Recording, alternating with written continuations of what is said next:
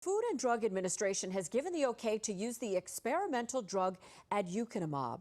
Well, it's very exciting because this is the first new drug we've had for Alzheimer's disease in the last 18 years. Washington University School of Medicine neurologist Dr. Joy Snyder directing the clinical at Washington University's School of Medicine in St. Louis. She says the drug attacks the underlying brain changes that cause Alzheimer's instead of just addressing dementia symptoms.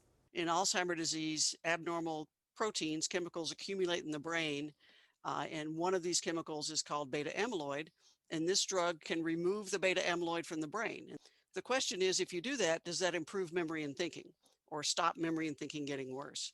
So that's what we still need to find out. But there are 13 million people in the U.S. Who suffer from Alzheimer's disease, and they all want a treatment. The FDA giving its approval to be used in patients in the early stages of Alzheimer's who have mild symptoms, even though an FDA advisory committee said last year there was not enough evidence to support the effectiveness of the treatment.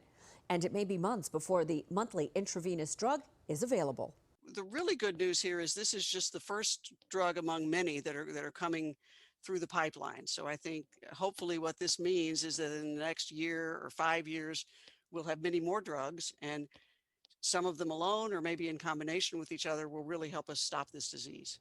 So hopeful to see more therapies coming. The FDA granting approval on the condition that the drug manufacturer Biogen conduct a new clinical trial. It's expensive, more than $50,000 a year for treatment, which would need to be given by IV infusion monthly, likely some of it covered by insurance.